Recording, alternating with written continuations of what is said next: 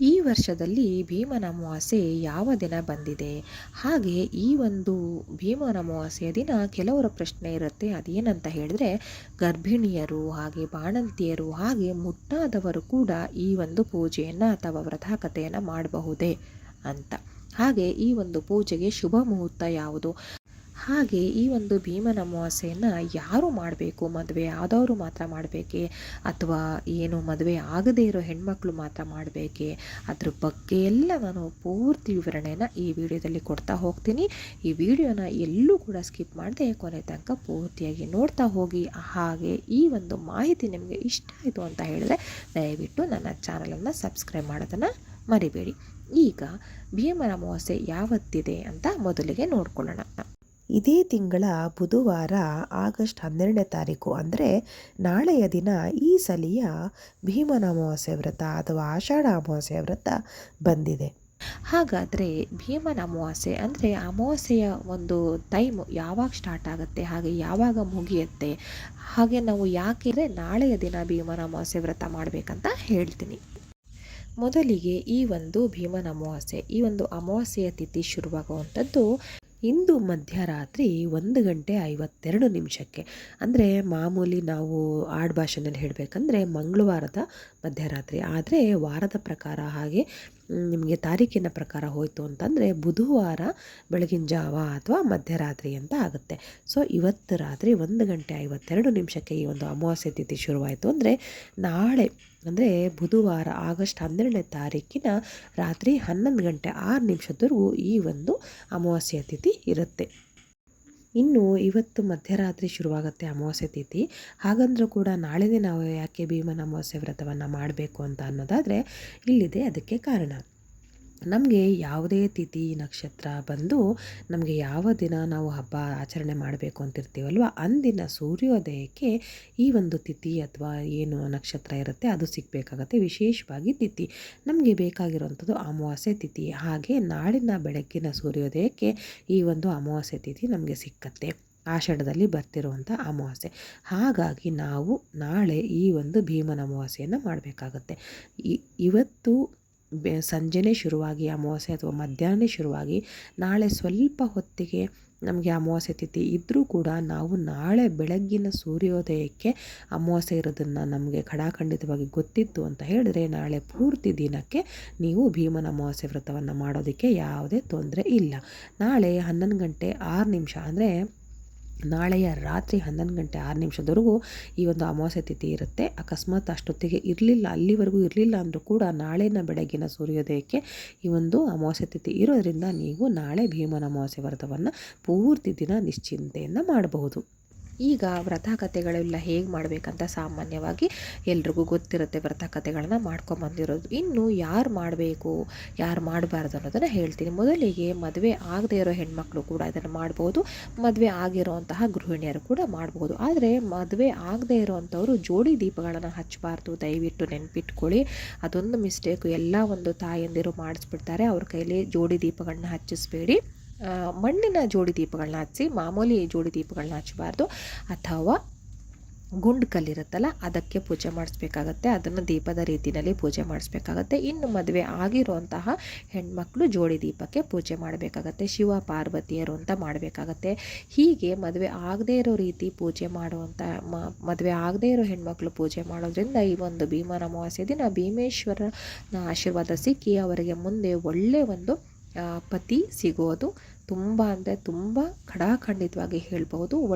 ಒಳ್ಳೆ ಪತಿಯನ್ನು ಪಡೆಯುವಂತಹ ಅವಕಾಶಗಳು ತುಂಬಾ ಇರುತ್ತೆ. ಹಾಗೆ ದೇವರ ಆಶೀರ್ವಾದ ಕೂಡ ಇರುತ್ತೆ, ಅವರ ಸಂಸಾರವು ಕೂಡ ತುಂಬ ಚೆನ್ನಾಗಿ ನಡೆಯುತ್ತೆ. ಇನ್ನು ಮದುವೆ ಆಗಿರುವಂಥ ಹೆಣ್ಮಕ್ಳು ಈ ಒಂದು ವ್ರತಕಥೆಯನ್ನು ಮಾಡೋದ್ರಿಂದ ತಮ್ಮ ಗಂಡನ ಆರೋಗ್ಯ ಆಯಸ್ಸು ಒಳ್ಳೆ ಥರದಲ್ಲಿರುತ್ತೆ. ದೀರ್ಘಾಯಸ್ಸನ್ನು ಭೀಮೇಶ್ವರ ನಮಗೆ ಒಂದು ಆಶೀರ್ವಾದವಾಗಿ ನೀಡ್ತಾರೆ. ಹಾಗೆ ನಮ್ಮ ಸಂಸಾರ, ದಾಂಪತ್ಯ, ಅನ್ಯೋನ್ಯತೆ ಎಲ್ಲವೂ ಕೂಡ ತುಂಬ ಚೆನ್ನಾಗಿ ಇರುತ್ತೆ. ಇನ್ನು ಗರ್ಭಿಣಿಯರು ಈ ಒಂದು ವ್ರತ ಅಥವಾ ಪೂಜೆಯನ್ನು ಮಾಡ್ಬೋದಾ ಅಂತ ಹೇಳಿದ್ರೆ 5 ತಿಂಗಳು ತುಂಬಿರಬಾರ್ದು. ಅಂದರೆ 5 ತಿಂಗಳು ತುಂಬಿ 6ಕ್ಕೆ ಬಿದ್ದಿದೆ ಅಂತ ಹೇಳ್ತಾರೆ ನೋಡಿ, ಅಂಥವರು ಖಂಡಿತ ಈ ಒಂದು ಪೂಜೆಯನ್ನು ಮಾಡಬಾರ್ದು. 5 ತಿಂಗಳು ಒಳಗಡೆ ಇದೆ ಅಂತ ಹೇಳಿದ್ರೆ ಅಂತಹ ಗರ್ಭಿಣಿ ಸ್ತ್ರೀಯರು ಈ ಒಂದು ವ್ರತ ಕಥೆಗಳನ್ನು ಸಾಮಾನ್ಯವಾಗಿ ಎಲ್ಲರೂ ಹೇಗೆ ಮಾಡ್ತಾರೆ ಹಾಗೆ ಮಾಡ್ಬೋದು. ಇನ್ನು ಬಾಣಂತಿಯರ ವಿಚಾರಕ್ಕೆ ಬರೋದಾದರೆ ಅವರಿಗೆ 3 ತಿಂಗಳು ತುಂಬಿರಬೇಕು. ಮಗುಗೆ 3 ತಿಂಗಳು ತುಂಬಿದ್ರೆ ಮಾತ್ರ ಅವರು ಸಾಮಾನ್ಯವಾಗಿ ಎಲ್ಲರೂ ಮಾಡೋ ರೀತಿ ಈ ಒಂದು ಭೀಮನ ಅಮಾವಾಸ್ಯೆ ವ್ರತ ಕಥೆಗಳನ್ನ ಮಾಡ್ಬೋದು. 3 ತಿಂಗಳು ಒಳಗಡೆಗೆ ಮಾಡಬೇಡಿ, ಅದು ಪೂಜೆ ಕೂಡ ಸಲ್ಲೋದಿಲ್ಲ, ಅಪರಾಧ ಆಗುತ್ತೆ. ಓಕೆನಾ, ಇವೆರಡು ಕ್ಲಿಯರ್ ಆಯಿತು. ಇನ್ನು ಮುಖ್ಯವಾದ ಪ್ರಶ್ನೆ ಎಲ್ಲರೂ ಸಾಮಾನ್ಯವಾಗಿ ಕೇಳುವಂಥದ್ದು ಹೇಳುವಂಥದ್ದು ಅಂತ ಹೇಳಿದ್ರೆ, ಮುಟ್ಟಾದವರು ವ್ರತ ಕಥೆಗಳನ್ನು ಮಾಡ್ಬೋದಾ ಅಂತ. ಖಂಡಿತ ಮಾಡಬೇಡಿ. ನನ್ನ ಪರ್ಸ್ನಲ್ ಒಪಿನಿಯನು ಖಂಡಿತ ಮಾಡಬೇಡಿ. ಈಗ ಕಾಲ ಹೇಗಾಗಿದೆ ಅಂದರೆ ಮುಟ್ಟಾದವರು ದೇವಸ್ಥಾನಕ್ಕೂ ಹೋಗ್ಬೋದು, ಎಲ್ಲ ವ್ರತ ಕಥೆಗಳನ್ನು ಮಾಡ್ಬೋದು, ಮನೆಯಲ್ಲಿ ದೇವರನ್ನು ಕೂರಿಸಿ ಸಹ ಪೂಜೆ ಪುನಸ್ಕಾರಗಳನ್ನು ಮಾಡ್ಬೋದು ಅಂತ ಹೇಳ್ತಾರೆ. ಆದರೆ ಆ ತಪ್ಪನ್ನು ಖಂಡಿತ ಮಾಡಬೇಡಿ. ನೀವು ಎಷ್ಟೇ ಒಂದು ಯಾರೇ ಮೂಢನಂಬಿಕೆ ಅಂದರೂ ಕೂಡ ನಮ್ಮ ಗುರು ಹಿರಿಯರು ಏನು ಹೇಳಿರ್ತಾರೆ, ಯಾವ ರೀತಿ ನಾವು ದಾರಿಲಿ ನಡ್ಕೊಂಬಂದಿರ್ತೀವಿ ಅದನ್ನು ಖಂಡಿತ ಪಾಲಿಸಬೇಕಾಗತ್ತೆ. ಹಾಗಾಗಿ ಮುಟ್ಟಾದ ಮಹಿಳೆಯರು ಅಥವಾ ಮುಟ್ಟಾದ ಹೆಣ್ಮಕ್ಳಿದ್ರೆ ಖಂಡಿತ ಈ ಒಂದು ವ್ರತಕಥೆಯನ್ನು ದಯವಿಟ್ಟು ಮಾಡಬೇಡಿ. ಈಗ ಯಾರೋ ಹೇಳಿದ್ರು ಅಂತ ಕೇಳ್ಕೊಂಡು ಮಾಡಿ, ಮುಂದೆ ಪಶ್ಚಾತ್ತಾಪ ಪಡುವಾಗ ಮಾಡಬೇಡಿ. ಅದರಿಂದ 108 ದೋಷಗಳನ್ನ ನೀವು ಸುತ್ತಿಸ್ಕೊಳ್ಬೇಡಿ. ಇದು ನನ್ನ ಪರ್ಸ್ನಲ್ ಒಪಿನಿಯನ್. ಇದನ್ನು ಮೂಢನಂಬಿಕೆ ಅಂದ್ಕೊಂಡ್ರೆ ಖಂಡಿತ ಎಲ್ಲರೂ ನಿಮ್ಮ ಅಭಿಪ್ರಾಯಕ್ಕೆ ಬಿಟ್ಟಿದ್ದು.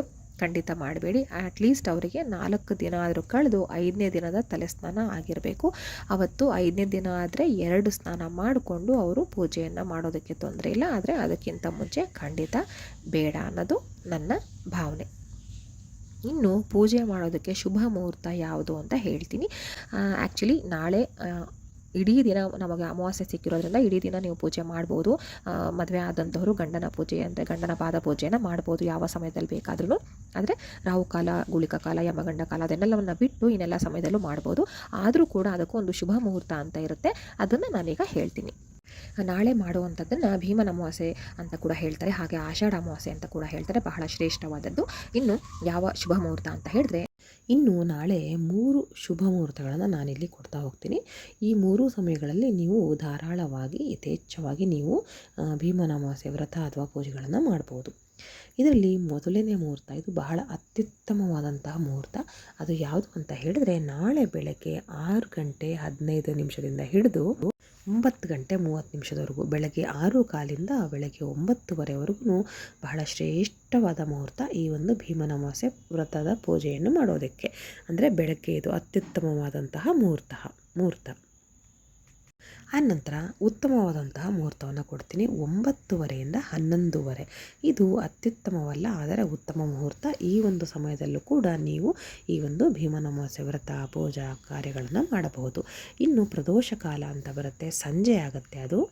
ಅದು ಸಂಜೆ 5 ಗಂಟೆ 45 ನಿಮಿಷದಿಂದ ಹಿಡಿದು 7 ಗಂಟೆ 15 ನಿಮಿಷದವರೆಗೂ ಈ ಒಂದು ಭೀಮನ ಅಮಾವಾಸ್ಯೆಯ ಪೂಜೆಯನ್ನು ನೀವು ಮಾಡಬಹುದು.